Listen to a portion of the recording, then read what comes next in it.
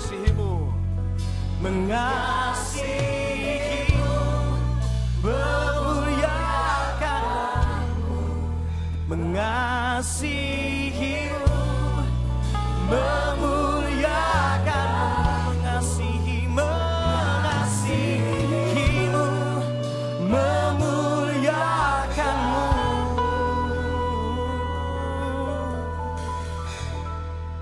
Bapa dan Rajaku.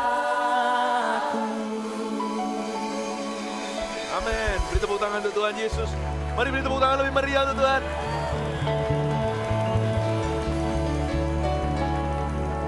Puji Tuhan.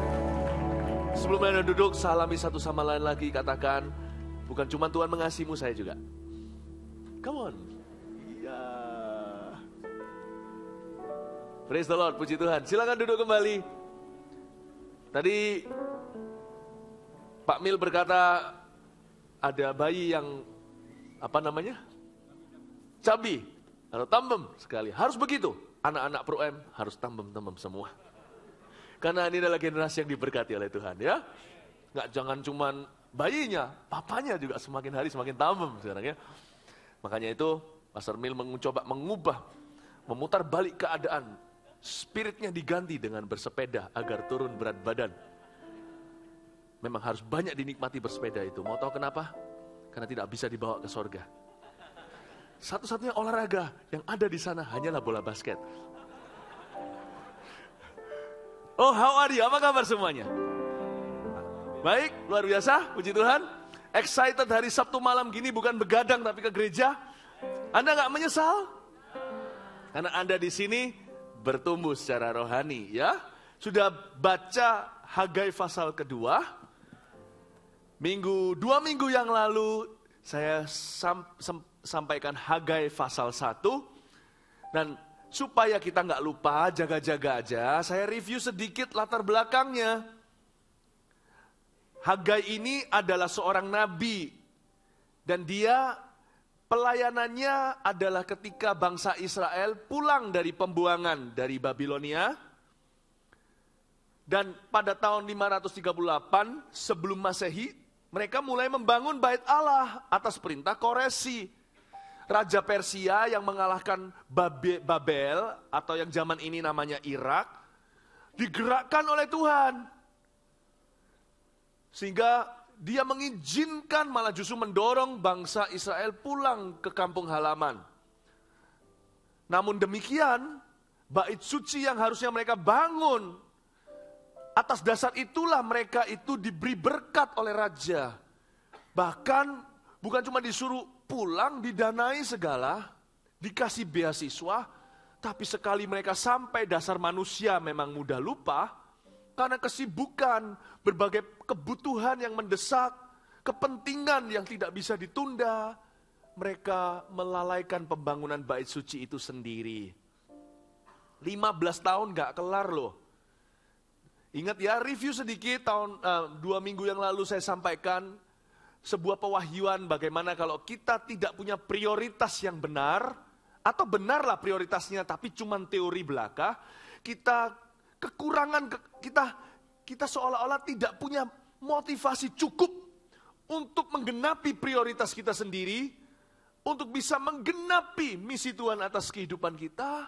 Lama-lama kita jadi makhluk kebutuhan, didorong sana sini, harus ketemu orang ini, jam segini harus selesaikan itu, sehingga panggilan kita terbengkelaikan. Panggilan utama terbengkelaikan.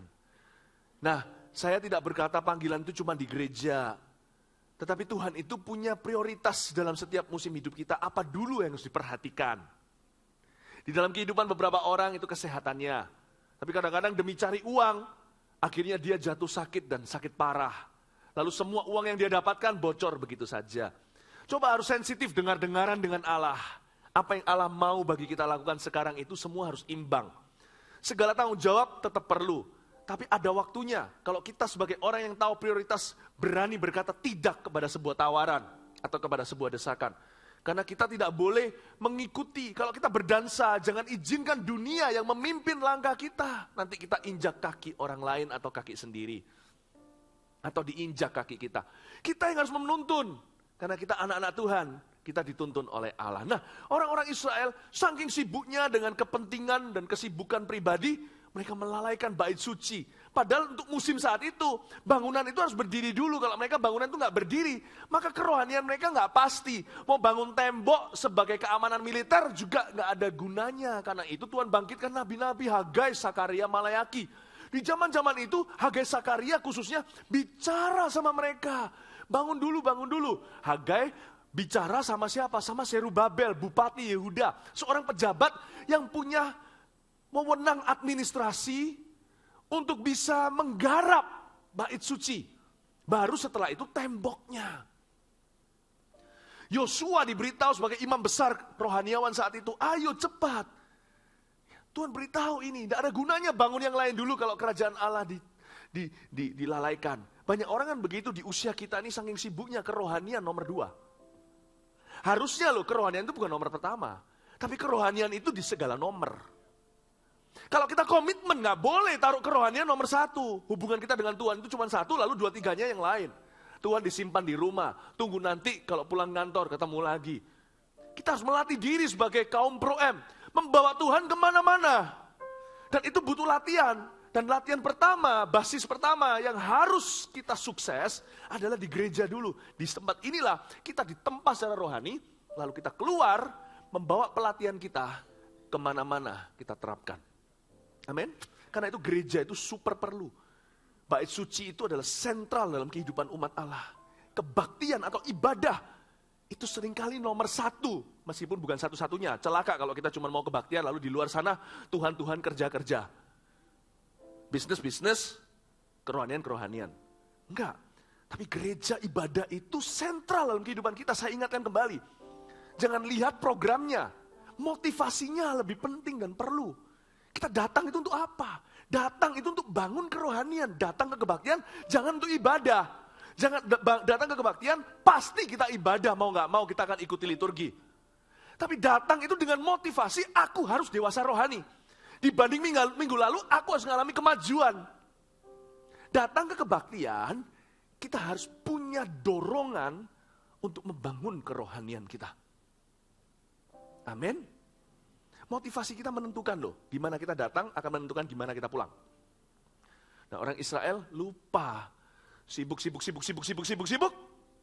Bait suci tidak kunjung selesai.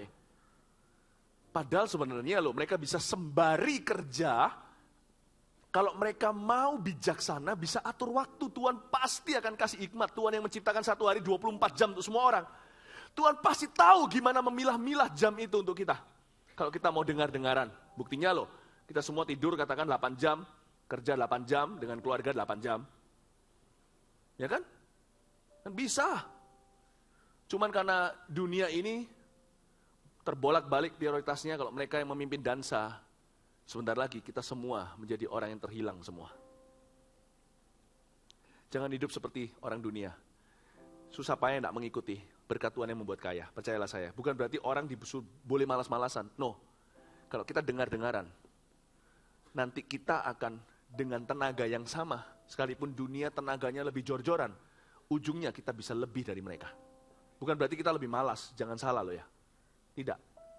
Tapi kita punya hikmat Tuhan. Nah, saya jelaskan di sini bahwa bait suci, latar belakang bait suci yang dihancurkan oleh Babilonia, negara Babel yang hari ini Irak. Dihancurkan tahun 586 sebelum Masehi. Pada waktu sampai pasal 2, belum berdiri pula. Sangat sedih sekali. Padahal bangsa Israel kalau mau sembari jalan, mereka bisa. Tapi mereka terus cuman pokoknya gimana kita cepat kaya. Anehnya loh ya, dunia ini memang tidak adil. Orang yang mau cepat kaya, nggak kaya-kaya tuh. Tapi orang yang prioritasnya dari Allah, nggak cuman kaya tapi bahagia. Saya nggak ajarkan health and wealth gospel atau Injil kemakmuran. Enggak. Saya masukkan dalam Twitter dan Facebook. Baru-baru ini aja, status saya bunyinya begini. Saya tidak butuh untuk menjadi kaya atau ternama. Hidup yang baik, jujur dan bersih cukup bagiku. Itu ada juga nanti yang meresponin berkata,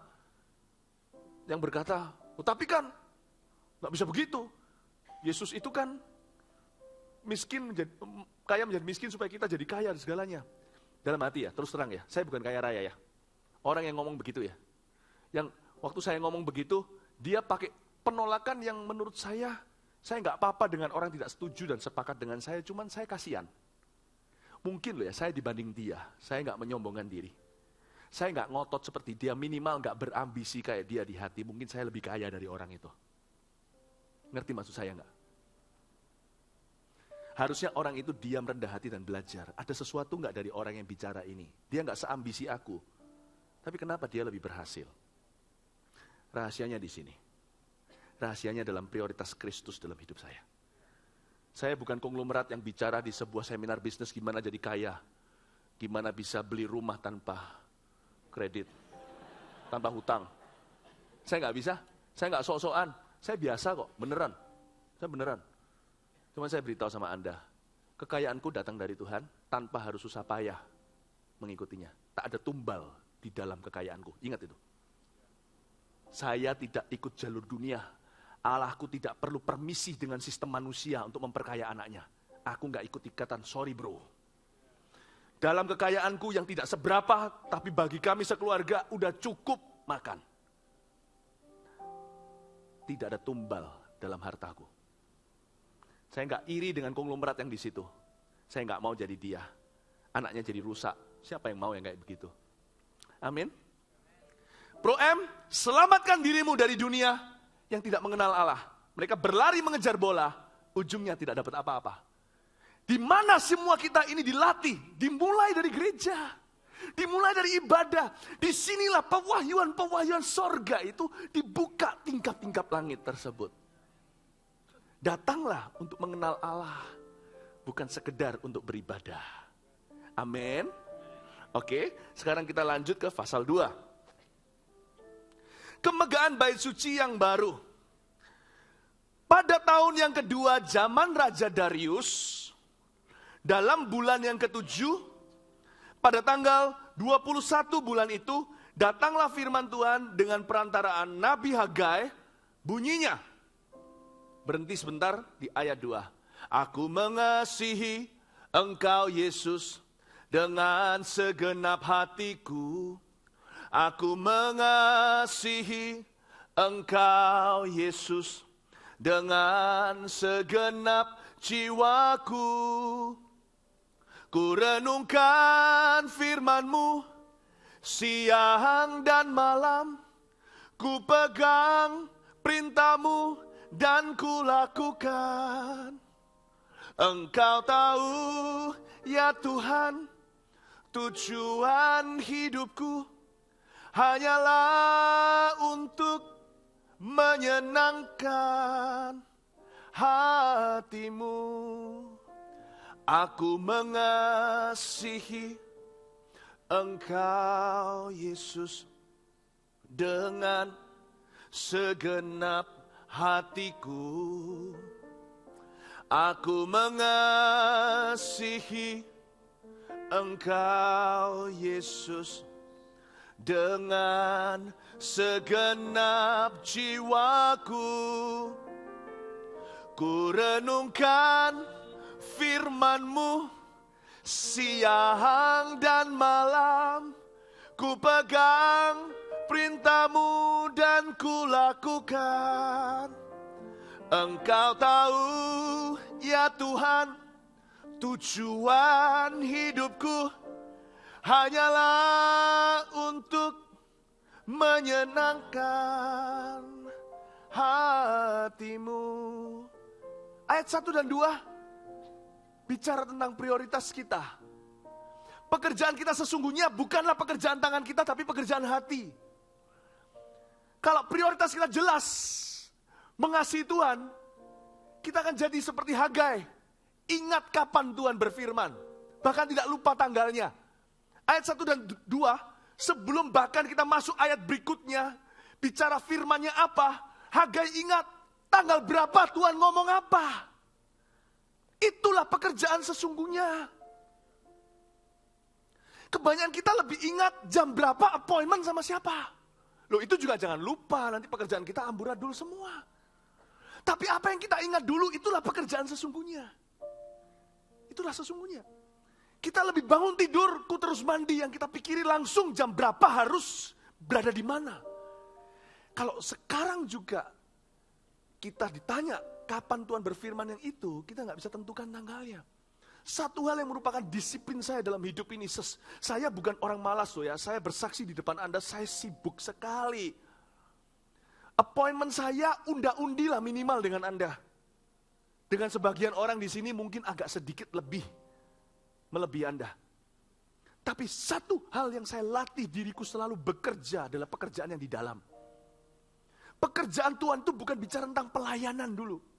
Melayani Tuhan itu dari hati. Saya tidak akan membiarkan diri saya pikun dan lupa kapan Tuhan bicara apa sama Philip Mantova. Di waktu apa, tanggal berapa, saya punya kebiasaan mencatat suara Allah. Di Alkitab saya langsung. Karena Alkitab paling dekat dengan saya. Kalau Anda iPad silahkan. Karena saya adalah buku yang selalu saya buka adalah Alkitab. Saya selalu buka kepada halaman-halamannya, selalu saya bolak-balik. Karena itu tempat yang paling tepat sekali untuk bisa menjadi advertisement atau menjadi reklame, untuk menjadi pengingat, reminder buat saya adalah langsung ditaruh di Alkitab saya. Saya catat tanggalnya, Tuhan bicara apa sama saya.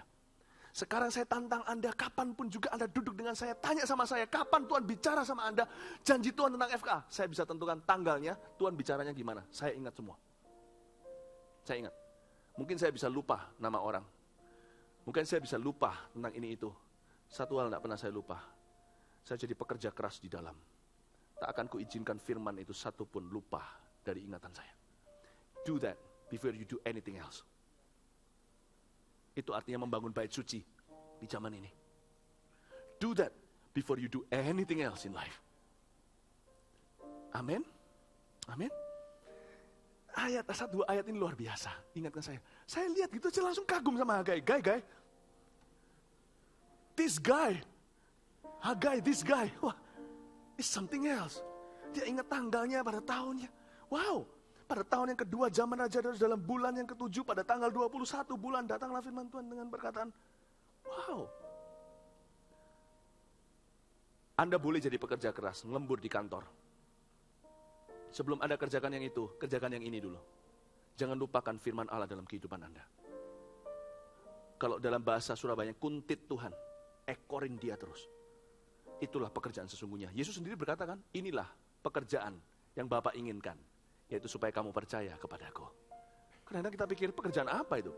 Pekerjaan mental itu lebih susah dari pekerjaan fisik. Banyak orang mengerjakan yang sia-sia di sini, mikirnya stres kerjaan. Loh iya, kerjaan harus dipikiri supaya ketemu solusi, tapi jangan bersandar pada kekuatan sendiri. Sebelum saya lakukan pekerjaan apapun secara fisik ataupun secara pikiran, saya mengerjakan dulu pekerjaan Allah di dalam diriku. Setiap firman itu aku catat satu persatu.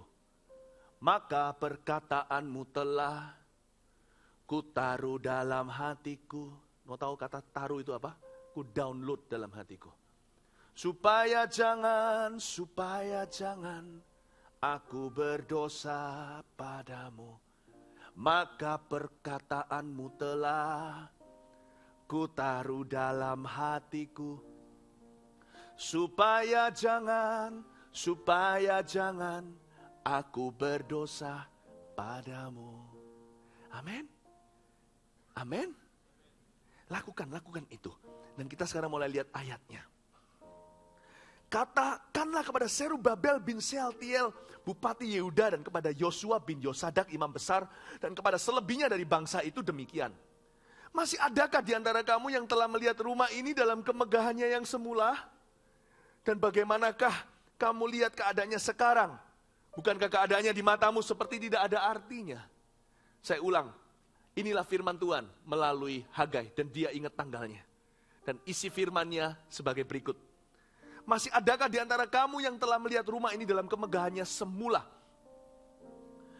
Hagai mencari di antara pendengarnya dan kerumunan bangsa Israel. Apakah ada orang-orang dari generasi lama yang masih hidup hingga kini? Dia tanya, adakah di antara Anda yang pernah lihat rumah Tuhan yang dibangun oleh Salomo 66 tahun yang lalu, yang silam sebelum dihancurkan oleh Babel? Bagaimana kamu lihat keadaannya sekarang? Dia lagi tanya, ada nggak di sini yang lihat rumah ini dalam kemegahannya yang semula? Tuhan bicara lewat mulut Hagai, ada nggak generasi lama yang sempat menyaksikan indahnya bait Salomo 66 tahun yang lalu? Bait itu indah sekali, luar biasa. Tidak pernah ada bangunan hingga hari ini semahal itu. Itu Salomo bangunnya pakai emas tulen. Bayangin ya, bayangin. Ruang tata maha sucinya itu, semua emas. Full gold. Tidak ada campuran. Nggak ada bangunan yang kayak gitu. Kita cuma punya satu bongkah kita bangga-banggakan sepanjang sejarah, yaitu Monas. Ya, saya pernah lihat juga di istana Hasan al-Bolkiah, Sultan Brunei Darussalam. Tapi beberapa sudah diganti, bukan emas tulen lagi. Karena ada satu waktu ketika minyak menipis sebelum mereka temukan lagi, mereka mulai jaga-jaga budgetnya. Nggak ada rumah semegah itu. Dan Hagai tanya, di sini ada nggak? Hagai sebelum memulai sesuatu yang baru. Rumah Tuhan itu selalu dibangun dari dasar batu-batu yang lama. Tuhan itu nggak suka buang orang, itu sifatnya. Bulu patah terkulai tidak akan dipatahkan. Sumbu yang pudar nyaranya, Tuhan nggak langsung ke supermarket terdekat, buang yang lama, ganti yang baru. Tuhan itu seorang Allah yang restorasi, yang selalu memulihkan. Dia suka memakai batu lama. Kalau batu lama itu mau diperbaharui, dia lebih suka yang itu. Dan dia pasti akan libatkan orang baru. Tapi dia adalah Allah yang setia. Kalau nggak setia, bangsa Israel sudah punah sekarang. Karena dia setia kepada Abraham, Ishak, Yakub, dan Daud. Sehingga sekarang negara Israel yang berdiri 48 itu hingga kini masih dipelihara. Mau dibom, mau ditelan. Padahal mereka cuma sedikit kecil di dalam peta dibanding dengan negara Arab sekelilingnya sampai hari ini. Tidak ada satu negara pun bisa memunahkan mereka. Karena kesetiaan Allah. Allah kita itu sifatnya begitu. Karena itu jangan pernah ada orang di sini yang merasa dia sudah terbuang dari hadirat Allah. Apapun kesalahanmu di masa lalu. Mungkin di sini yang sudah merasa, aku sudah gak berguna. Bagi aku dulu pernah aktif sama Tuhan dulu. Nggak mungkin Tuhan panggil lagi. Saya datang ke Pro-M cuma jadi jemaat biasa. Nanti biarlah, mungkin yang datang dari AOG yang masih semangat berapi-api. Atau mungkin yang orang baru diselamatkan, kasih mula-mula. Yang gitu yang akan dipakai oleh Allah. Aku nggak mungkin. Justru Anda lah yang diincar oleh Tuhan. Batu lama bukan? Asal jangan komitmen jadi kirbat lama. Batu lama itu batu berharga. Karena Allah punya memori dengan dia. Karena itu Hagai sebelum dia bicara tentang membangun bait suci yang baru ini akhirnya setelah 15 tahun, ayo dong mulai lagi. Ketika visi itu mau resume, misi itu mau dijalankan lagi, Hagai survei dulu, dia riset dulu, adakah jemaat lama. Lalu dia panggil duluan. Luar biasa ya. Tuhan tuh begitu setia ya. Ketika sangkakala berbunyi nanti, jangan harap kita yang rapture itu lebih berharga atau lebih bernasib lebih baik.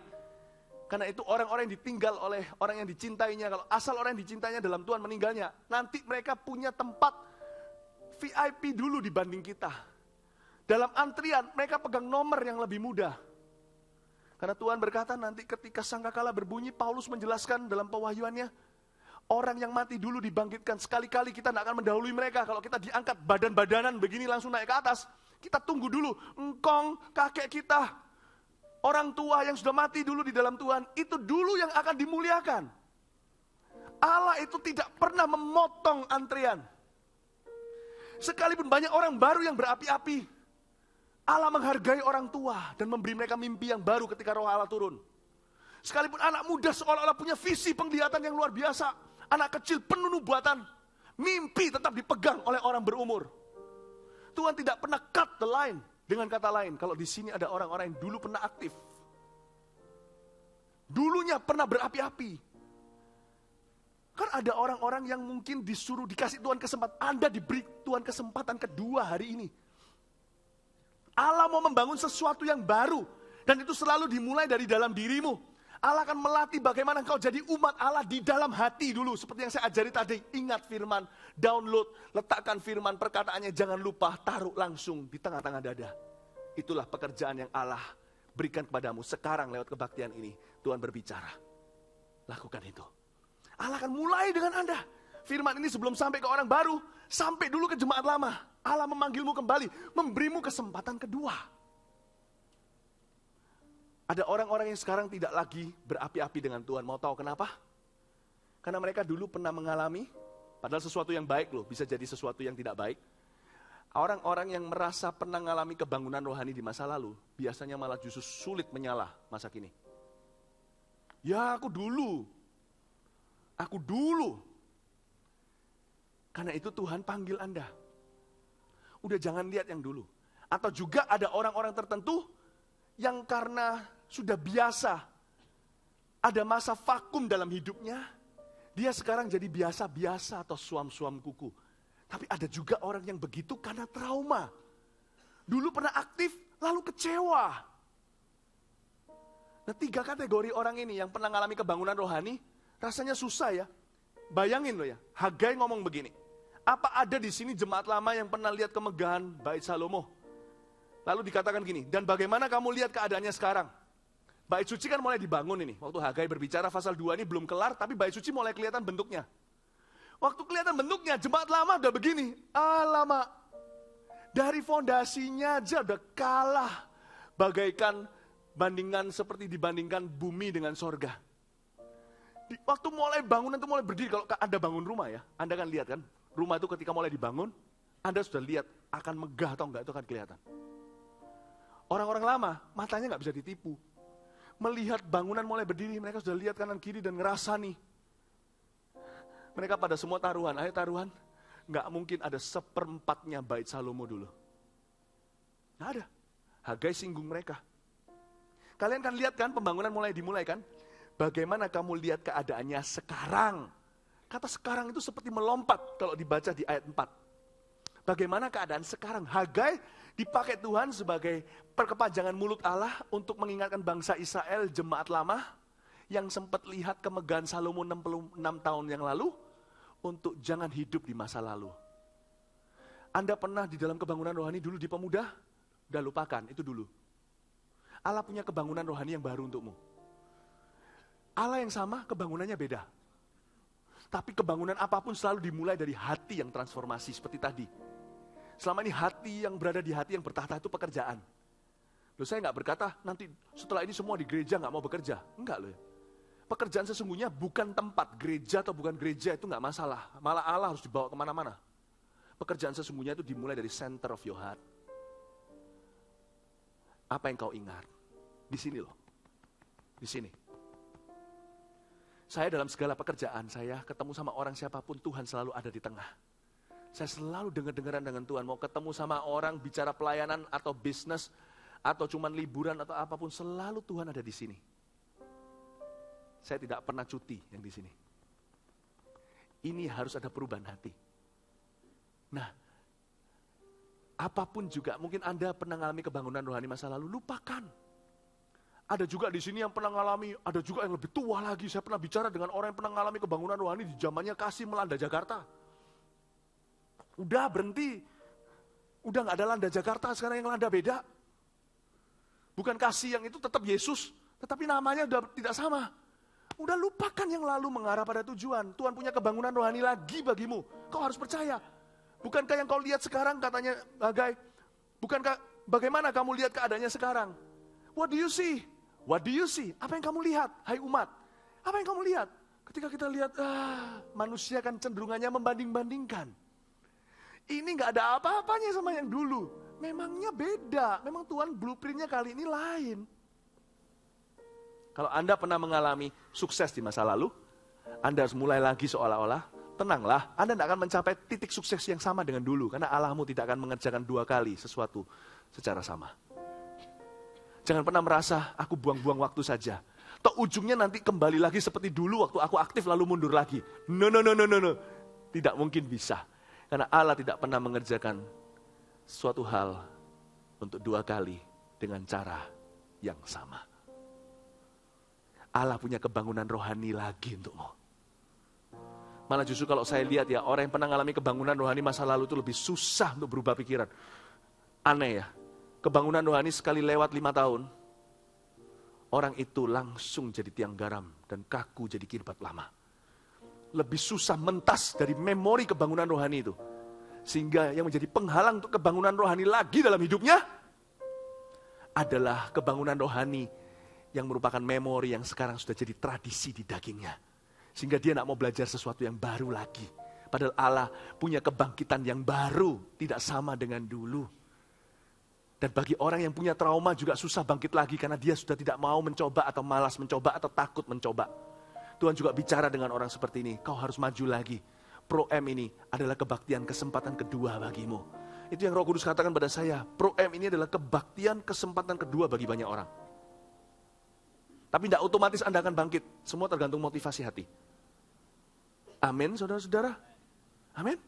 Saya itu berkali-kali cara saya cuma begini. Kadang-kadang saya kira ketika kita usia kita beranjak lebih tua itu lebih susah berubah ya kita nih ya. Lebih gampang anak kecil ya. Untuk belajar bahasa baru langsung bisa lupa bahasa lama. Kita sekarang pokoknya cuma cara begini.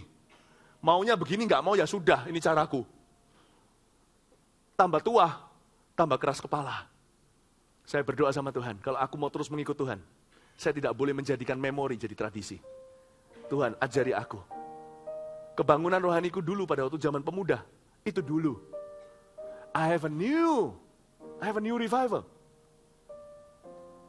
Kebangunan rohani saya di Taiwan dari tahun 2006 sampai 2011, itu dulu. Sekarang 2014. Tuhan bawa saya kepada hal-hal yang baru. Amin. Amin. Dulu waktu FKA selalu tegang melulu dari tahun 2004. Saya masih ingat waktu FKA yang di Surabaya. Saya diingatkan Tuhan bicara lewat mulut istri saya. Kamu harus banyak ketawa, tersenyum. Nah, itu semua orang nanti tegang di bawah sana. Memang saya kira mujizat itu harus dengan orang serius. Harus begini. Baru setannya lari. Tapi hari itu Tuhan bicara sama saya, dengarkan istrimu, aku bicara lewat mulutnya. Ya, dia juga adalah teman kasih karunia, pasti dia ada poinnya. Saya masih ingat waktu saya di Jatim Expo, FKA yang cukup lama yang lalu di Surabaya, itu perubahannya. Anda ingat gak yang satu orang saya ajak seperti main, seperti Tomingsu dan Sancai, dia lari? Nggak ingat pasti ya. Saya bilang, ayo. Biasanya saya serius sekali, hari itu saya pakai bergurau, bercanda. Tetap sama mujizatnya. Di Jakarta kemarin, malam kedua juga fun banget. Kita banyak ketawa. FKA versi yang lebih banyak senyumnya. Tetap ada mujizat. Saya di revolusi sini. Revolution now. Saya kira kalau mau dipakai Tuhan itu harus super serius. Puasa 40 hari 40 malam. Kemana-mana itu harus tegang. Semua orang di dekat kita langsung jadi tegang. Kurang rohani, kurang rohani. Kenapa begini? Enggak tuh. Kita bisa, ternyata saya bisa lepaskan kendali. Tetap hasilnya sama kok. Iya ya, kenapa saya harus menyiksa diri dan menyiksa orang lain? Tuhan mengizinkan saya untuk melihat apa yang prinsip, apa yang bukan dalam kerajaannya. Saya pun masih dididik sama Tuhan. Perkara-perkara simple, jangan melakukan dengan cara yang sama. Asosiasi pikiran kita ini menipu sekali. Hanya karena kita serius waktu FKA mujizat terjadi, langsung terjemahannya berbeda sampai di dalam pikiran kita. Serius itulah yang membuat mujizat. Hati-hati dengan tradisi. Kalau tidak hati-hati, bukan firman yang memerintah dalam dirimu, engkau akan punya konklusi-konklusi sendiri yang bukan dari firman Allah. Dan itu membuatmu jadi punya blockage, ngeblok dalam pikiran Anda untuk bisa maju lain kali, sehingga Allah harus pindahkan kaki Dian ke orang lain, karena Anda terlalu, dalam bahasa Surabaya, pengku, terlalu keras kepala. Bisa paham ini? Ini yang disebut, ini Hagai bicara sama jemaat lama. Hei, ada nggak di antara kalian yang melihat rumah ini 66 tahun lalu? Coba ya, apa yang kamu lihat sekarang? Ketika kamu lihat donat, lihat lubangnya atau lihat donatnya, adonannya? Apa yang kamu lihat? Semua mereka jadi tersindir dan malu-malu, tersipu-sipu karena mereka sempat menggosip. Aku nggak mau ikut-ikut lah. Waktu aku lihat mereka duduk di tengah-tengah di ibadah, saya bisa lihat mereka singer. Dulu aku singer di gerejaku. Dulu aku singer. Lihat, dulu kita lebih heboh lagi dari mereka. Ketika kita lihat orang-orang maju ke depan, lalu ada konselor datang menumpangi tangan. Kita duduk di sebelah sana di bawah balkon dan lihat, dulu aku konselor. Dulu kayak gitu. Saya paling tegas, kalau ada begitu saya yang lari terlebih dulu, saya doain kelepasan segala, wah luar biasa. Tapi ya ujungnya akhirnya terjadi perpecahan gereja, trauma. Ubah caramu melihat. Tuhan punya sesuatu yang baru, sekalipun dengan cara yang sama. Ada suatu kebangkitan lagi untukmu, dan kali ini beda. Nah kalau Anda bisa bangkit, itu baru terpuji dan luar biasa. Lihat ini ya, ayat 4 saya baca lagi. Masih adakah di antara kamu yang telah melihat rumah ini dalam kemegahannya semula? Dan bagaimana kamu lihat keadaannya sekarang? Lihat ya, bukankah keadaannya di matamu seperti tidak ada artinya? Plak, kayak kena tampar. Sebab orang-orang saat itu tidak yakin kerohanian mereka bisa sama lagi akibat trauma maupun akibat glory di masa lalu. Orang yang tidak bisa meninggalkan trauma maupun glorinya tidak bisa maju another day. Lupakan yang lalu itu bukan cuma lupakan trauma, glory juga. Yohanes 15 berkata apa? Yang sudah berbuah jangan megahkan buahnya. Lalu mulai buka seminar, gini loh caranya berbuah. Detik engkau buka seminar karena bukan disuruh Allah.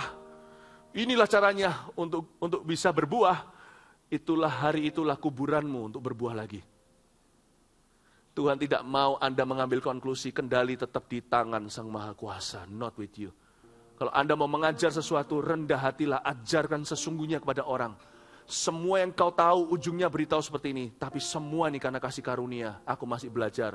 Nanti saya beritahu lagi, pertemuan berikutnya kapan? Saya ceritakan, apalagi yang kupelajari tahun depan.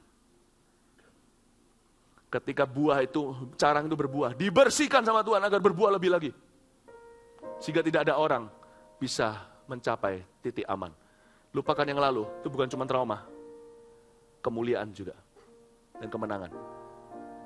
Ya, dan jangan trauma lagi.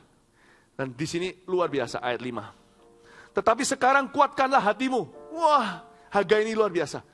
Dipakai Tuhan untuk menguatkan iman orang. Hai Zerubabel, demikianlah firman Tuhan. Kuatkan hatimu, hai Yosua bin Yosadak, imam besar.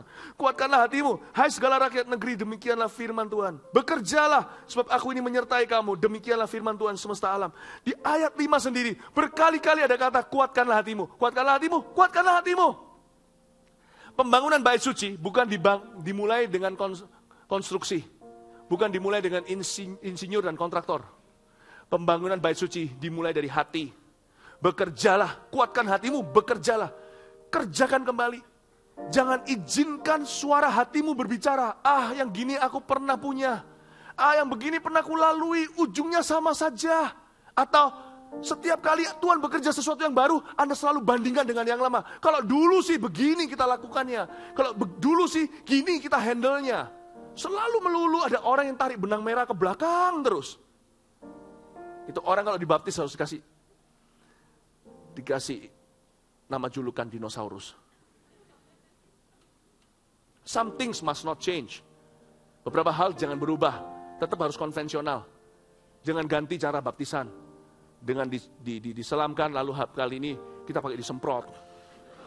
Jangan terlalu kreatif, ada hal-hal tertentu tidak mengizinkan penciptaan kembali. Tapi ada hal tertentu itu kolesterol yang tidak perlu, itu bukan prinsip. Belajarlah fleksibel. Allah mungkin bekerja dengan cara yang berbeda kali ini. Amin Bapak Ibu Saudara. Amin. Dan dia berkata, kuatkan hatimu. Kuatkan hatimu. Dimulai dengan pekerja. Bekerjalah kata Hagai. Di dalam hati, taruh firman Allah, bukan suara sendiri. Nanti konklusi-konklusi itu menghalangimu lagi. Taruh firman Tuhan. Ketika Anda dengar, kayak bayi minum susu rohani. Anda dengarkan, wow, Tuhan mau pakai aku. Jadi lugu lagi. Tuhan mau pakai aku. Jangan dibantah. Ketika Tuhan bicara, aku mau jamah keluargamu. Jangan berkata, tapi gak mungkin.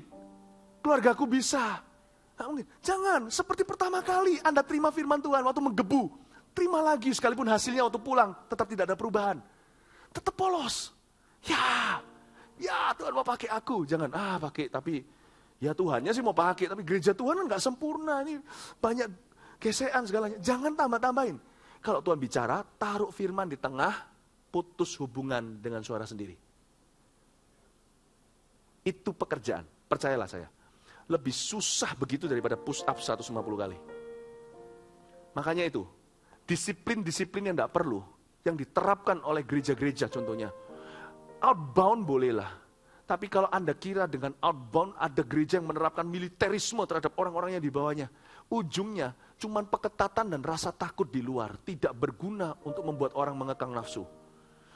Disiplin yang saya ajarkan sekarang ini dari firman Allah, inilah yang menusuk seperti jarum bermata dua, membedakan sumsum dan sendi, membuat Anda bisa bukan cuma kalahkan nafsu, terjadi transformasi dari dalam. Firman seperti ini.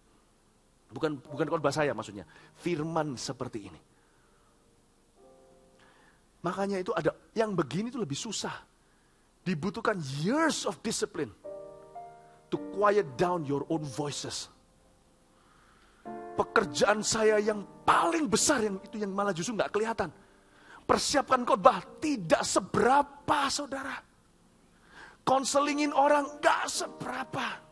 Ngelembur di kantor nggak seberapa. Menangani masalah nggak seberapa. Pekerjaanku jauh lebih dalam dan dahulu dari yang kau lihat.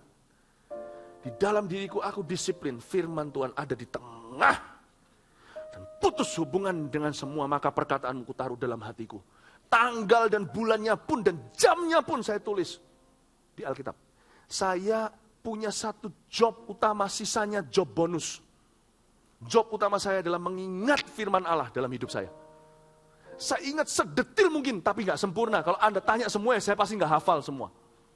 Tapi saya ingat melebihi apa yang manusia bayangkan. Tentang ingatan firman Tuhan. Bukan berarti memorize the whole Bible loh ya. Baca Alkitab berkali-kali sudah, tapi jangan bangga seperti ahli Taurat. 1 tahun saya selesai Alkitab berkali-kali. 22 tahun ini sudah nggak saya hitung saya menghabiskan berapa Alkitab, berapa versi. Tapi bukan itu yang membuat saya puff up, sombong dan berkata, wow aku tahu Alkitab lebih dari kalian. Enggak, tapi di samping Alkitab yang saya baca, saya tahu suara Tuhan spesifik untuk saya. Kapan, di mana, saat apa, untuk apa. Saya bisa diinterview sekarang. Saya beritahu Anda satu persatu. That is my profession. Before my professions. Itulah pekerjaanku sebelum pekerjaanku. Dan inilah pekerjaanmu dari Bapa, kata Yesus. Supaya engkau percaya kepadaku.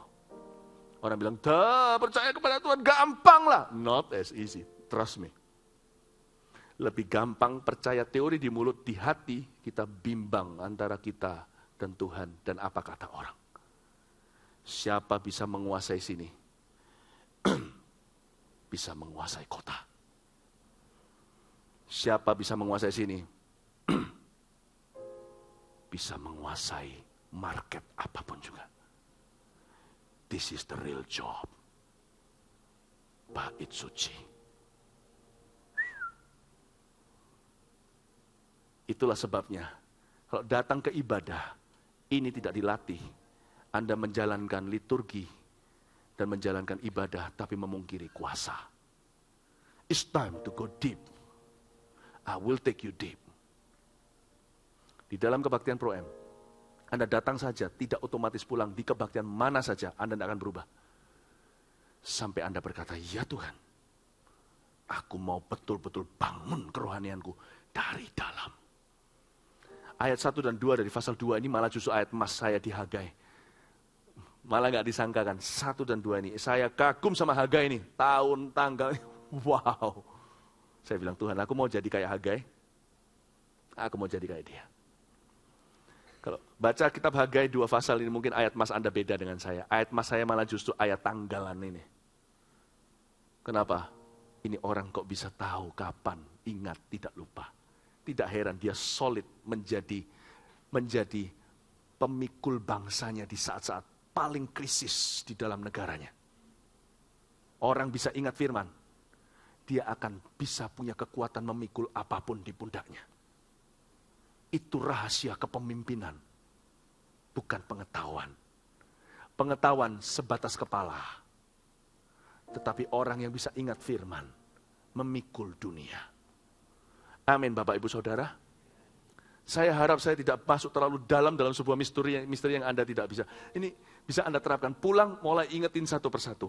Tuhan bilang apa. Dan sejak hari ini kalau Tuhan bicara, jangan cepat lupa. Seperti orang lihat wajahnya di kaca, di cermin, lalu pulang, lalu lupa segala sesuatu lagi, kata Yakobus. Orang seperti itu tidak akan terima apa-apa, kata firman Tuhan. Karena hatinya mendua. Kita lihat berikutnya, ayat yang kelima. Tapi sekarang kuatkanlah hatimu. Sudah ayat 6 sekarang. Sesuai dengan janji yang telah kuikat dengan kamu pada waktu kamu keluar dari Mesir. Dan rohku tetap tinggal di tengah-tengahmu. Janganlah takut. Sebab beginilah firman Tuhan semesta alam, sedikit waktu lagi maka aku akan menggoncangkan langit dan bumi, laut dan darat. Aku akan menggoncangkan segala bangsa, sehingga barang yang indah-indah kepunyaan segala bangsa datang mengalir. Maka aku akan memenuhi rumah ini dengan kemegahannya firman Tuhan semesta alam. Sampai detik ini juga saya bisa rasakan ada dengungan suara di antara jemaat lama. Sekalipun hanya dengungan di antara tembok-tembok hatinya. Ketika sampai ayat 8, Tuhan bicara tentang bagaimana berkat itu, bangsa itu datang mengalir, berkat dari bangsa-bangsa pindah memenuhi rumah itu dengan kemegahannya. Di dalam hati mereka masih ada ragu dan bimbang. Pokoknya Tuhan ngomong apapun juga selalu dijawab dengan tapi. Ayo, jujur kita sering kan itu. Tapi, but. Well, don't give God your but. You wanna give him, you give him your heart. Not your butt.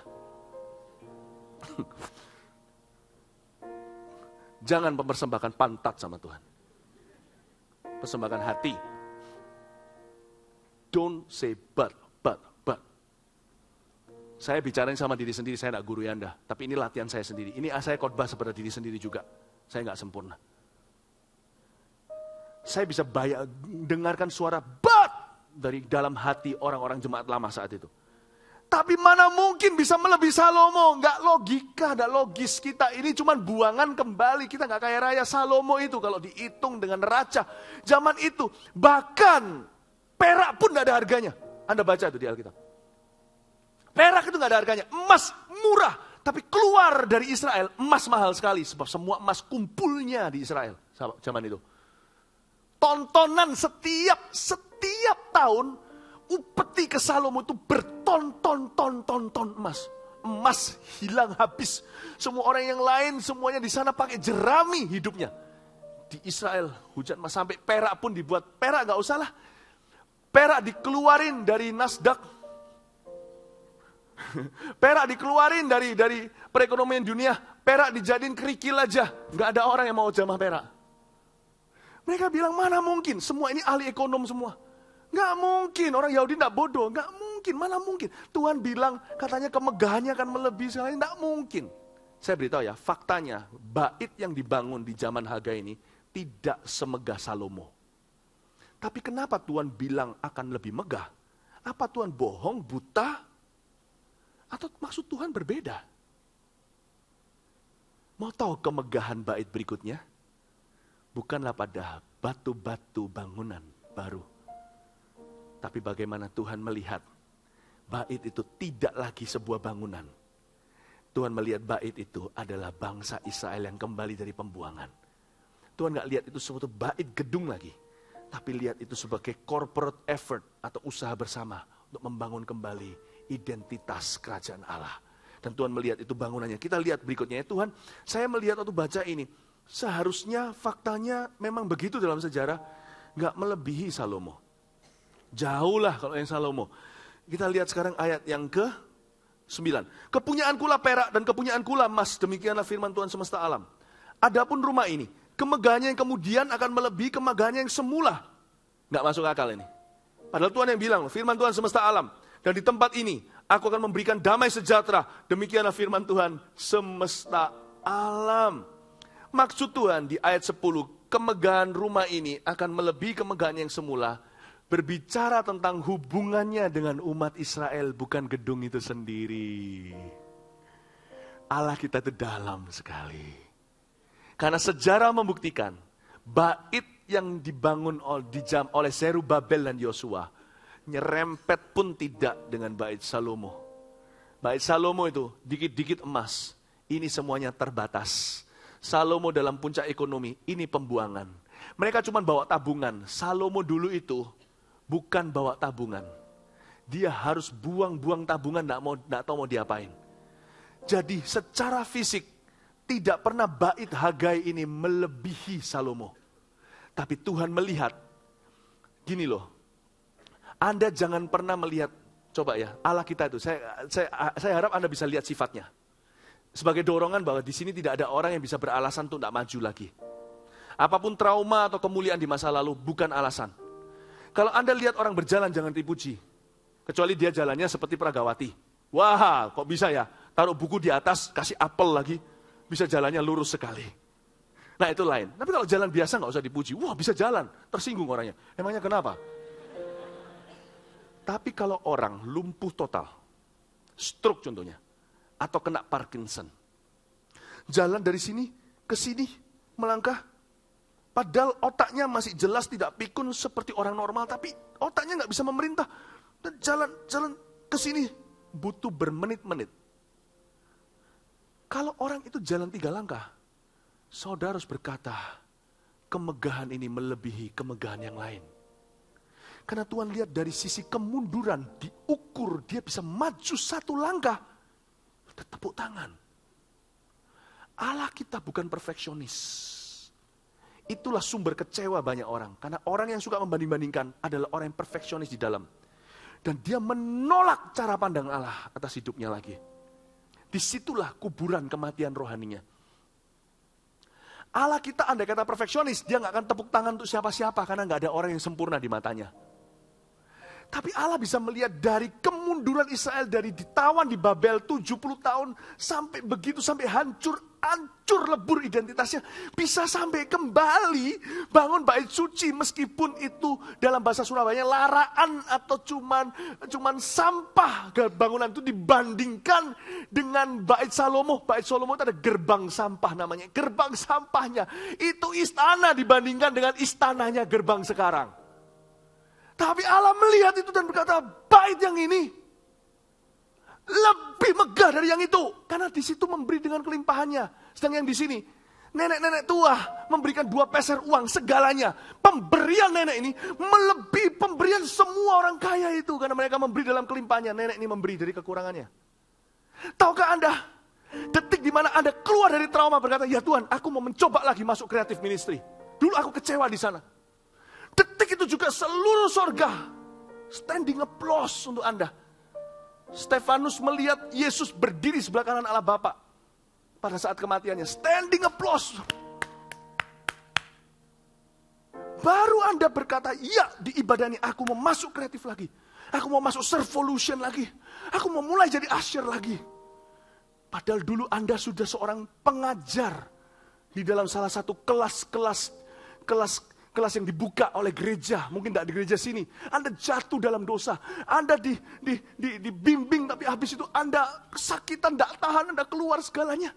Dan setelah sekian lama, 7 tahun berlalu, 7 years later, Anda jadi kaku tiang garam. Anda ada di Pro M hari ini, dengar firman Tuhan, datang kebaktian saja, tidak cukup. Karena kebaktian bukan untuk ibadah, tapi untuk membangun kerohanian. Anda harus bangun dari reruntuhan, bangun lagi. Harus melangkah, ambil paku, ambil palu. Tidak bisa cuma pakai baju datang ke gereja. Ketika Anda berkata, oke, sekarang mau selesaikan lagi sebelah sana, mereka sudah lupa aku. Udah telat, udah kadaluarsa. Aku ini sudah expired di sana. Tidak apa-apa, di sini aku mau mulai sesuatu yang baru. Nggak mau aku jadi pengajar umat segalanya, munafik aku. Dulu aku gimana, tapi aku mau mulai melayani lagi dari bawah. Tapi dengan hati yang benar. Detik itu, saya bisa dengarkan di ibadah ini, sorga tepuk tangan. Wow, lihat si Andi. Kemegahannya sekarang melebihi saat dia masih bersinar cemerlang sebagai pengajar berkarisma zaman itu. Ada upahnya, ada kemuliaannya. Tapi ini lebih susah, kemuliaannya lebih besar. Dia mau bangkit lagi. Allah menunggumu keluar dari traumamu. Allah menunggumu keluar. Ketika Anda berkata, aku mau coba lagi. Aku mau percaya kepada kebangunan yang baru. Aku lupakan yang lalu, kebangunan itu sudah ada buahnya, ada upahnya. Tapi kebangunan yang ini, aku mau dukung. Sekarang dengan cara yang bisa. Tidak apa-apa, aku tidak mau gurui. Seperti seorang nenek moyang saja. Aku tahu, aku pernah lihat, been there, done that. Tapi kali ini, aku mau jadi pelayan. Jadi hamba, pendukung. Aku mau dukung kebangunan rohani yang baru ini. Entah gimana, yang dulu aku lihat itu begini. Rupanya, manifestasinya begini. Tapi di Pro M ini, diam-diam saya lihat. Setiap minggu mesti ada 1-2 orang yang maju. Bertobat terima Yesus. Dibandingkan, mungkin dulu aku lihat. Kasih melanda Jakarta, 10.000 langsung diselamatkan. Sekarang saya lihat cuma 1 setiap minggu. Tidak apa-apa, aku mau dukung. Tuhan lihat, wow, mulia sekali hatimu. Kemuliaanmu, kemegahanmu lebih besar. Kemegahan bait ini lebih mulia daripada sebelumnya. Waktu kasih melanda Jakarta, siapa yang tidak wow sih? Wow, melihat lawatan Tuhan begitu. Tapi ketika semua tenang, di Pro M setiap Sabtu gini. Kalau ada orang yang mendukung, 1 orang maju ke depan. Tuhan lihat, wow. Kalau kasih melanda Jakarta, lumrah lah ya. Semua orang berkata, wow. Tapi yang begini, Tuhan bilang, kamu beda ya. Kemegahan bait ini lebih daripada sebelumnya. Allah kita tidak juling matanya. Cuman dia tidak melihat dengan cara yang sama. Amin. Amin. Ya. Oh, bayangin. Seorang suami istri sudah tidak pernah mau pegangan tangan. Istrinya pegang, cowoknya pegang ceweknya, dilepasin tangan. Detik di mana Anda dengar firman ini, oke, aku mau mencoba lagi. Aku mau coba mengasihi si kriminal satu ini. Dipegang tangannya, Anda mau, Anda tidak akan tahu. Di atas sana Tuhan Yesus pegang Papa dan berkata, wow, udah mencah-mencah begini. Bagi kita, big deal. Bagi Yesus, Yesus tahu kemunduran yang telah kau lalui. Kau bisa mencapai ini. Betapa tingginya engkau telah melompat. Celebrate first milestone. Rayakan yang namanya batu pertama loncatan. Amin. Rayakan 5 roti 2 ikan. 5 roti 2 ikan saya aja ya. Kenapa Yesus bedanya sama murid di mana? Murid-murid lihat Andreas tuh, lihat. Ada sih makanan anak kecil ini, tapi emangnya bisa dibuat apa Tuhan? Kita mau kasih makan sebanyak ini, gunanya apa 5 roti 2 ikan? Yesus nggak lihatnya gitu. Mau tahu Yesus lihatnya apa? Anda yang punya anak tahu kan? Anak kecil nggak tahu kurs uang, dolar apa nggak tahu. Anak saya itu lucu. Sampai anak-anak saya, sampai Jeremy aja contohnya, dikasih uang itu, dia kasih angpau kemarin, ya, ada orang-orang kasih angpau kan, kalau habis Imlek ini, dia hitung ya kan, 100.000 rupiah, setebel ini, oke, contohnya, kita orang tua suruh dia hitung sendiri uangnya, lalu setorkan, lalu kasih perpuluhan, lalu nanti mereka mau pakai untuk apa, anak-anak saya sih mau kasihkan ke yatim piatu, ke orang di jalanan, segalanya, nah dia hitung, Jeremy giliran hitung, 100.000, 1.000, 2.000, 3.000. Mamanya bilang, Jer, itu 100.000.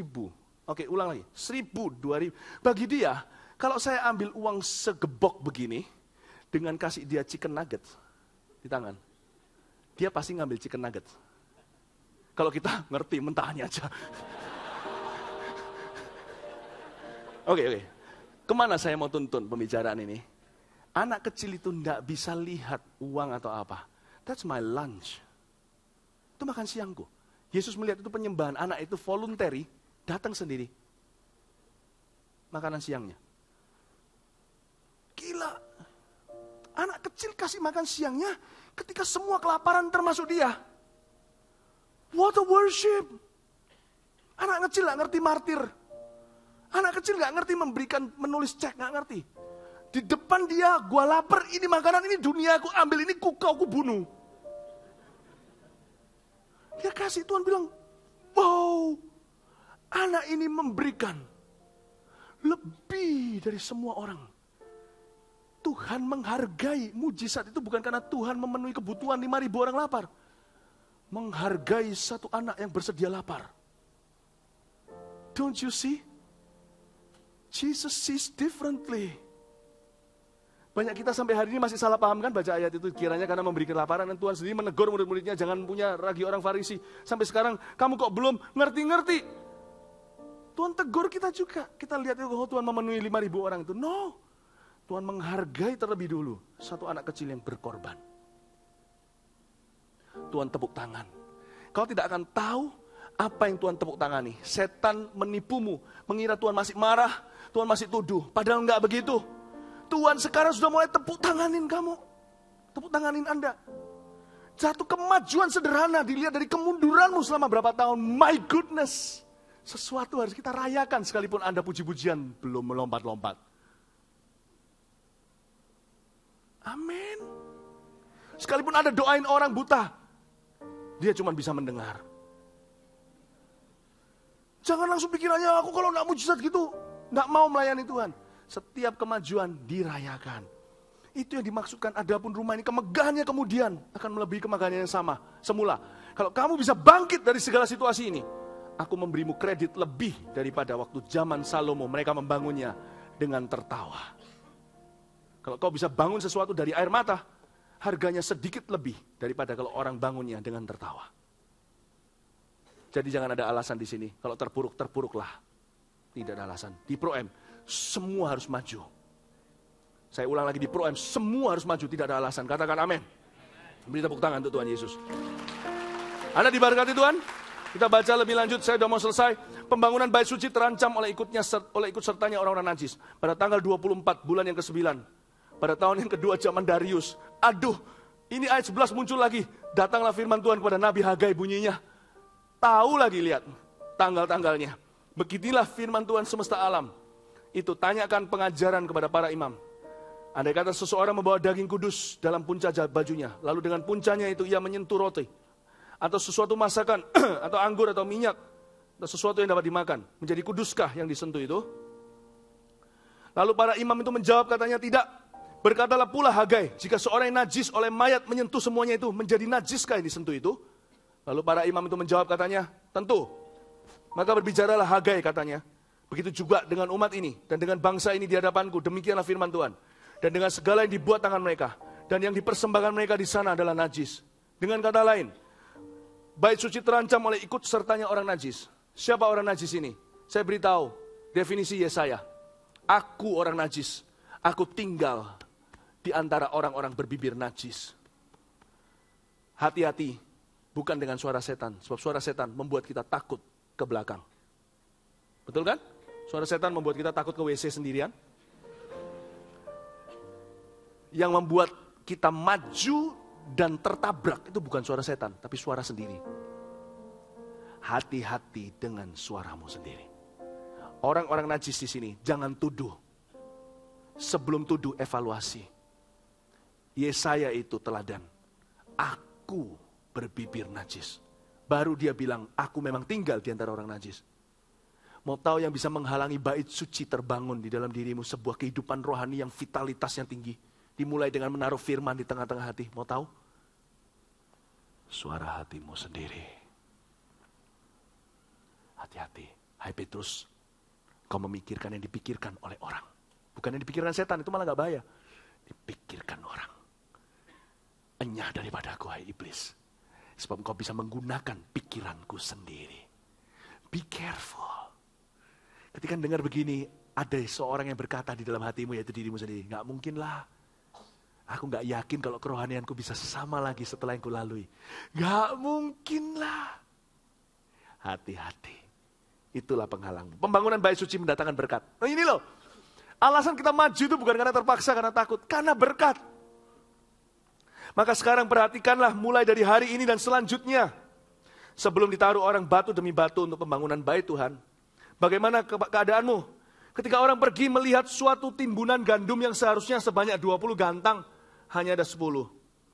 Ketika orang pergi ke tempat pemerasan anggur untuk mencedok 50 takar, hanya ada 20. Ya, gandum seharusnya 20 ada 10, jadi cuma 50%.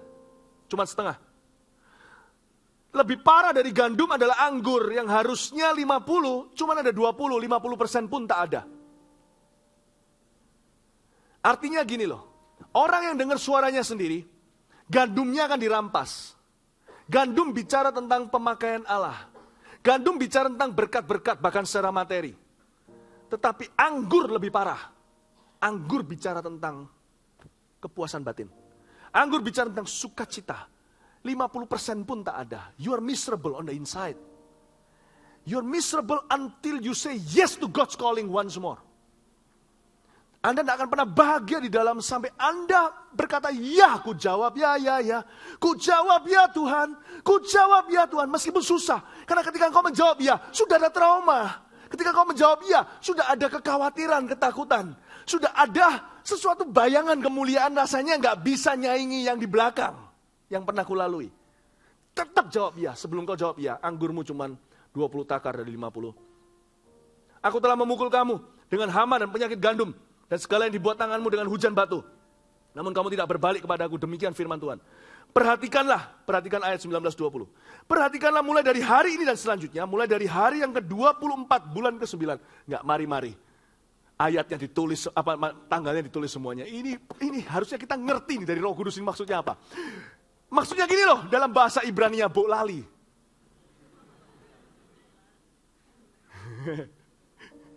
Jangan minta firman baru kalau kau lupakan firman lama. Jangan minta gerejamu bertumbuh kalau kau abaikan orang-orang lama. Allah kita mencari apa yang lalu. Tahu kan ayatnya di pengkhotbah? Itu ayat misterius kan, banyak orang gak ngerti. And the Lord seeks what's past. Dan Tuhan mencari apa yang lalu. Allah kita, Allah Abraham, Ishak, Yakub, sampai hari ini tidak pernah berkata Allah Obama, Allah Abraham, Ishak, Yakub. Allah kita jadul dalam hal itu. Saya bersyukur. Biarkan Tuhanku jadul. Kalau aku mati, anakku masih dipanggil sebagai ini keturunannya Philip. Tuhan akan ingat saya, selamatkan anak saya. Biarkan dia jadul. Yang mau jadi mirip seperti Yesus, harus perhatikan firman yang lama. Kalau lupa tanggalannya, buat komitmen baru. Mulai hari ini, prioritas pertamamu bukan ingat appointmentmu. Kapan ke dokter gigi, kapan ketemu sama customer Anda, klien, semua itu jangan lupa. Kalau orang ingat firman, dia lebih pintar dari profesornya. Semua yang lainnya akan diingat pula. Tapi kalau orang cuma ingat itu semuanya, intisari kehidupan akan dilupakan.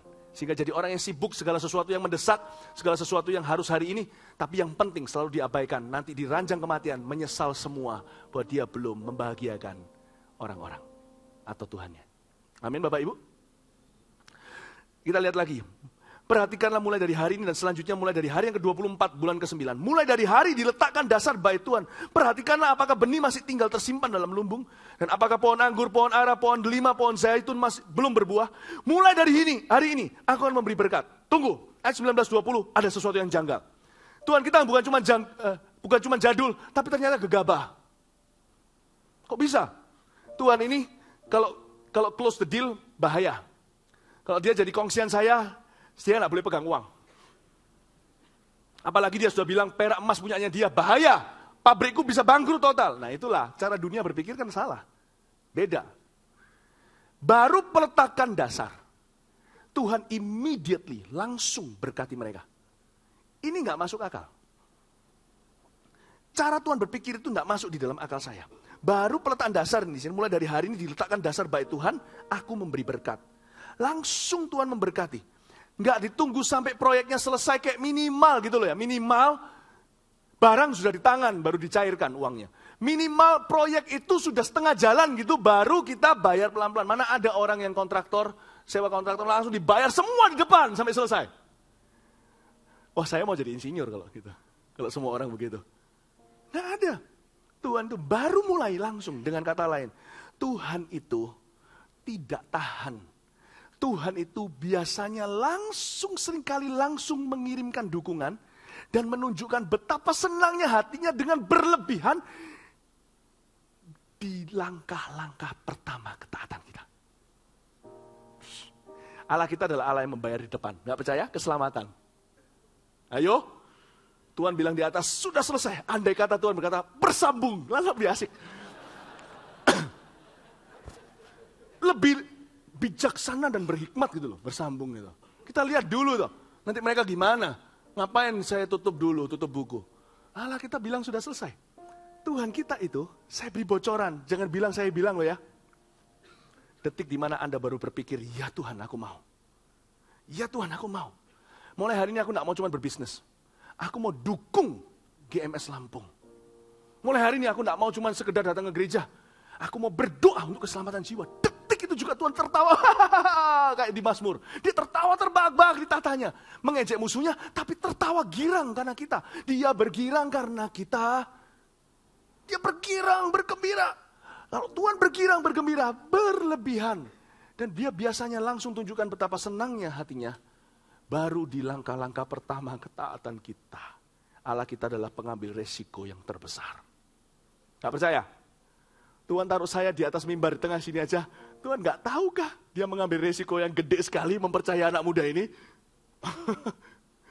Gak tahukah bahwa saya ini perasaannya juga rapuh? Cuma malaikat aja di depanmu. Tuhan yang tahu di hati saya. Makanya Tuhan bilang jangan jauh loh ya. Ketika kau jauh kau rusak Philip. Ketika kau jauh kau pasti akan jadi seperti kehidupan lamamu. Tuhan, kau mengasihi mereka ini dan aku. Engkau spekulasi.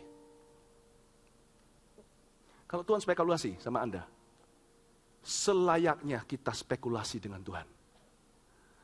Tuhan bilang sama kita, jalan, sekalipun kita punya trauma, jalan spekulasi dengan Tuhan. Allah kita tidak perhitungan, jangan perhitungan dengan dia. Allah kita berani ambil risiko, ambillah risiko dengan dia, sekalipun nanti ujungnya mungkin kau dikecewakan lagi. So what gitu loh. Berapa kali Tuhan percaya kita kecewakan dia lagi. Tetap kita jalan, kemanakah aku pergi, menjauhi rohmu Tuhan. Jangan jadi orang rasa aman. Hai generasi Pro M, jadilah spekulator sorga. Amin. Itulah alasan kenapa orang tidak maju lagi. Ketika hati tidak radikal, dia suam-suam kuku dan mati. Anda tidak punya pilihan. Keradikalan tidak dipilih, tidak ditunjukkan cuma lewat cara, tapi lewat prinsip hidup. Terimalah prinsip yang saya bagikan dengan Anda ini. Terakhir, Anda diberkati Tuhan? Janji kepada Zerubabel, maka datanglah firman Tuhan untuk kedua kalinya kepada Hagai pada tanggal 24 bulan itu, bunyinya lagi. Tanggalnya muncul lagi. Katakanlah kepada Zerubabel, Bupati Yehuda, begini, aku akan menggoncangkan langit dan bumi, dan akan menunggang balikan tahta raja-raja. Aku akan memunahkan kekuasaan kerajaan bangsa-bangsa, dan akan menjungkir balikan kereta dan pengendaranya. Kuda dan pengendaranya akan mati rebah masing-masing oleh pedang temannya. Tunggu dulu, kalau Anda terima BBM seperti ini, atau WhatsApp, atau teks message seperti ini berlebihan. Belum, ini tangannya Zerubabel baru masih pegang palu, masih mau menancapkan paku. Sudah terima. Nanti aku akan begini. Kayak orang yang sudah senang. Kayak orang yang belum bangun rumah, sudah bicara tentang dekorasinya. Saya lihat gini tuh, saya senang, saya ketawa. Tuhan itu sifatnya ya Pak ya, manis. Dia itu tidak sengeri dan seangker dan sesangar yang kita kira. Dia sangar terhadap musuhnya. Ingat ini, dengar ini. Tuhan kita tuh mudah sekali diajak ngobrol. Too easy in fact. We don't believe it. Kadang-kadang kalau Tuhan bicara kita berkata, ini Tuhan atau bukan?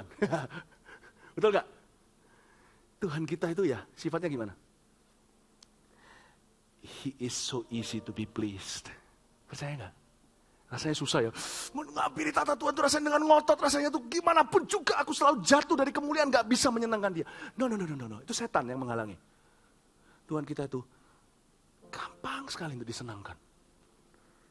Gampang sekali. Easy to please. Easy to please. Saya baca gini, saya tertawa. Aduh Tuhan, you are so cute. Sorry kalau saya bicara begini.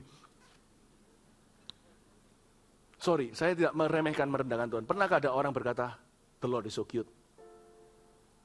But it is my honest feeling about Him. You're so cute. Ini kayak belum apa-apa.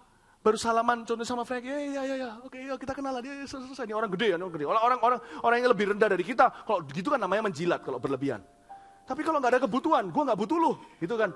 Kalau dia berlebihan, itu berarti orang ini seneng sekali. Baru selesai nih, kita kenalan, Frank, ya selesai, oke, tukar-tukaran ya, oke, tukar BB, pin, oke, saya pergi, masuk. Frankie, kalau kamu sampai ke Jakarta ya, butuh apa-apa, ayo, temu saya, beritahu ya. Kalau kamu perlu backup ini apa segalanya, ini saya punya kenalan bank ya. Lu baru kenal. Langsung beritahu kenalan bank, kenalan pejabat, kalau perlu koneksi, kalau mau perlindungan, lu ada masalah, apa segala, nggak ada kendaraan, apa. Lama-lama kita sendiri yang jadi ketakutan. Ya, ini orang kok so akrab. Nah, kalau yang so akrab sama kita itu yang lebih rendah, itu namanya punya kebutuhan.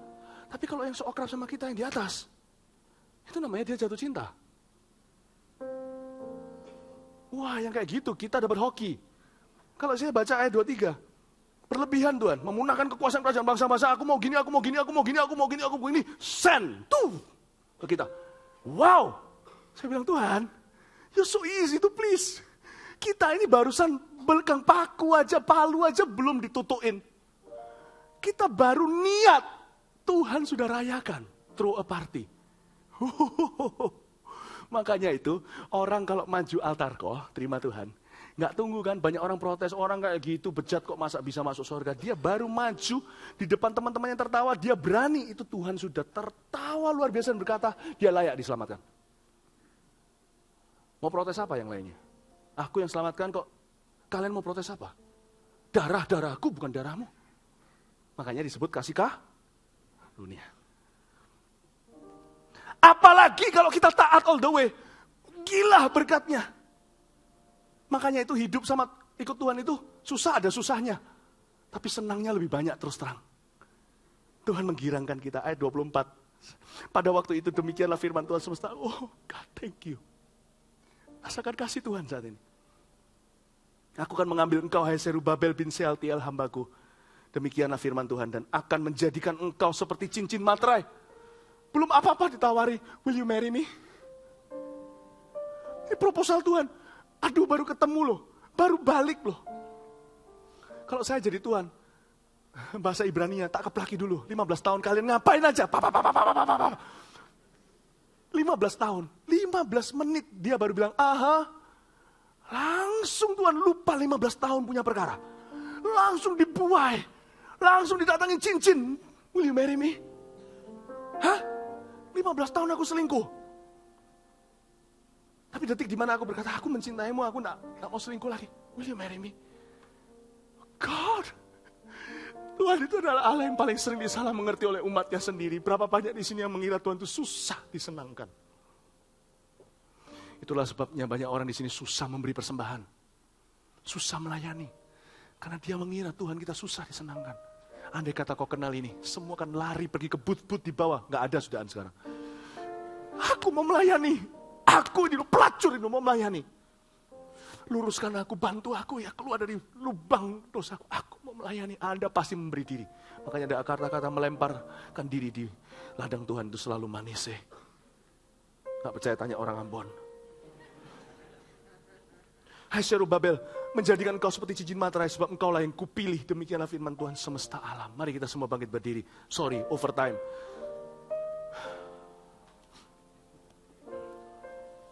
Oh Tuhan, terima kasih.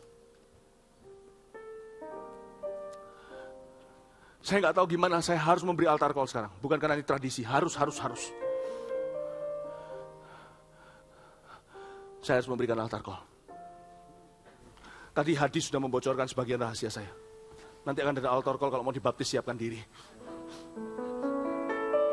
Kita memang sales yang buruk. Kita sudah beritahu harganya sebelum orang ditawari produknya. Tapi saya mau beritahu kepada Anda, itu karena hati kita tergesa-gesa. Allah kita sudah tidak bisa menunggumu lagi. Bukan karena tidak mau menantimu, karena dia sudah tidak sabar berjumpa denganmu. Kita nyanyikan satu lagu. Pilihkan satu lagu, gak tahu apa. Saya minta kategori orang yang seperti ini maju ke depan. Orang-orang yang pernah maju dulu, sekarang sudah mundur. Maju ke depan di sini sekarang. Saya gak peduli kalau Anda sudah mundur dari pelayanan atau masih dalam pelayanan. Orang-orang yang tidak pernah menerima Tuhan, selama ini mengira Tuhan itu sangar, menakutkan, juga maju ke depan. Orang-orang yang sudah mundur, orang-orang maju ke depan. Orang-orang yang selama ini rasa aman, rasanya semuanya serba oke dalam hidupnya. Dan hari ini kau diketuk pintu hatimu. Selama ini kau seperti orang Israel 15 tahun sibuk sendiri, tidak pernah membangun apa-apa. Hari ini kau berkata, pakai aku Tuhan. Orang yang berkata, pakai aku Tuhan, pakai. Anda tidak pernah berdoa begini. Kalau bicara orang yang berdoa pakai aku, pasti semua berdoa demikian. Tetapi ada orang tertentu yang gak pernah berdoa begitu. Rasanya jadi orang Kristen gini-gini aja. Detik hari ini Tuhan mengetuk hatimu. Engkau berkata, pakai aku Tuhan, aku mau doa itu. Kalau itu engkau maju ke depan sekarang juga. Mari kita sama-sama nyanyikan lagu ini. Come on, sing Gigi. Christ, come eat, come now. Come! Christ, enough for me. Everything I need is in you. Siapa di sini yang merasa selama ini tenggelam di kalangan orang banyak, tidak mau menonjolkan diri, tidak mau menunjukkan muka, tidak mau menampilkan diri. Pokoknya aku cuma ikut ibadah. Hari ini kau berkata, aku tidak tahu nanti terlibat pelayanan apa, tapi aku mau dipakai oleh Allah. Pakai aku, pakai kami. Maju sekarang juga. Maju, tunjukkan dirimu di hadapan Tuhan. Sekalipun dia maha tahu, ini kesempatanmu untuk keluar dari kalayak ramai, menampilkan muka, mencari wajah Allah. Kau, Christ is enough. Christ is enough for me. Christ is enough for me. Oh, everything I need is everything I have desire.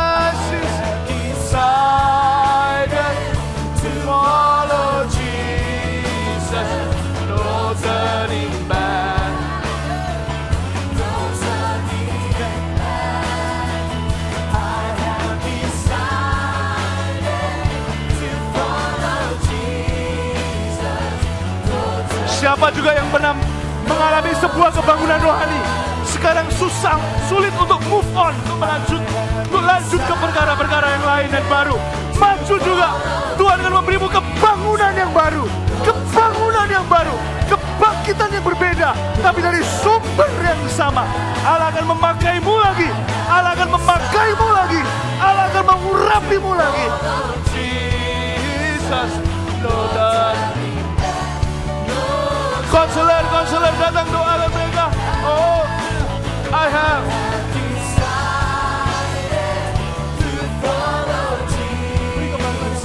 beri kebangunan yang baru, kebangkitan yang baru.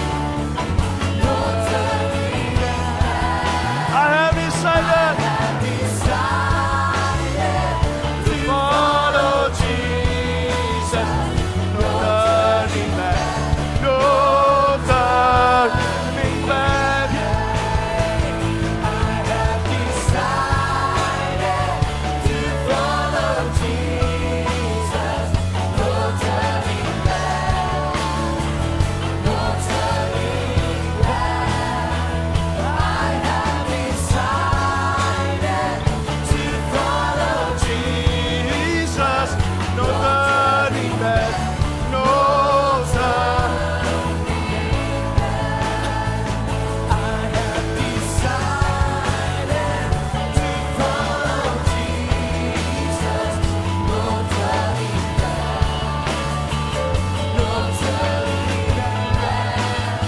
I have decided to follow Jesus. No turning back, no turning back, no turning. Christ is enough for me.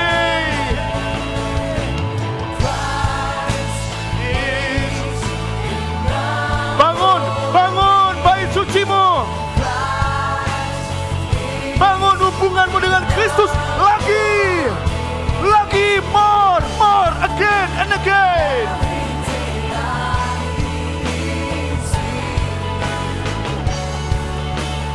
Everything. Sekali lagi, Christ is enough for me. Christ is enough for me. Oh, Christ is enough for me.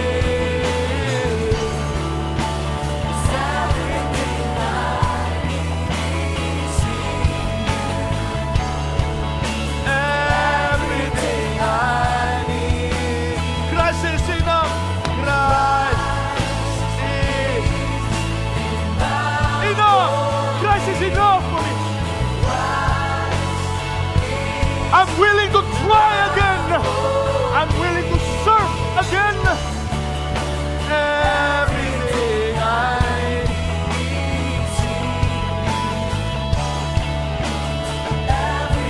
I have decided to follow Jesus. No turning back. I have decided to follow Jesus. No turning back. No turning back. No turning back. No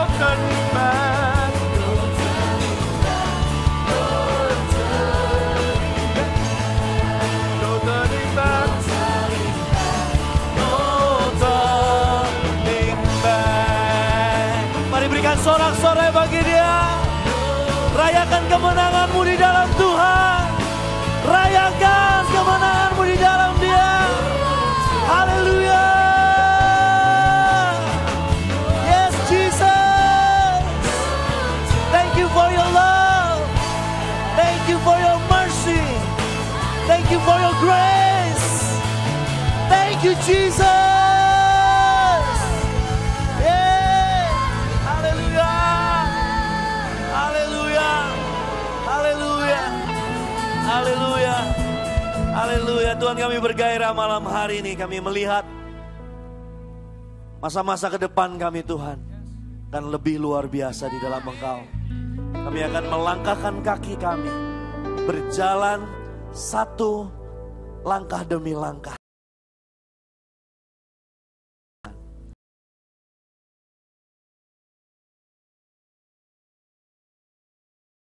senang menjaga kehidupan kami, menopang kami, bahkan mencukupkan segala apa yang kami butuhkan. Terima kasih Tuhan Yesus. Kami juga mau berdoa Tuhan malam hari ini. Kalau ada teman-teman kami, rekan kami, keluarga kami, mereka yang ada dalam pergumulan, dalam kesehatan, bergumulan akan keselamatan jiwanya, bergumulan dalam pekerjaannya, dalam usahanya. Tuhan, kami percaya ketika hati kami tertuju kepadamu, maka tidak ada yang mustahil bagi Engkau untuk bekerja di dalam kehidupan kami. Engkau sanggup menyembuhkan, Engkau sanggup memberkati, Engkau sanggup Tuhan bahkan menciptakan sesuatu yang baru bagi kehidupan kami. Kami akan lihat hidup kami diubahkan untuk kemuliaan nama-Mu Tuhan. Terima kasih Bapa. Terima kasih Tuhan Yesus. Haleluya, haleluya. Haleluya, haleluya. Wow, haleluya. Haleluya. Haleluya. Lebih meriah lagi, mari kita berikan sorak-sorai kemenangan-Mu di hadapan Tuhan. Woo! Yeah. Haleluya. Pulanglah membawa damai sejahtera Tuhan. Dia ada menyertai kehidupanmu. Dimanapun kau berada, bahkan ketika engkau menghadapi tantangan, tidak ada yang mustahil bagi orang yang percaya kepadanya. Jadilah pemenang, bahkan lebih dari pemenang. Terima berkat ini dalam nama Bapa, Putra, dan Roh Kudus. Itu dalam nama Tuhan Yesus. Setiap orang yang menerima katakan, Amin. Haleluya. God bless you. Come on.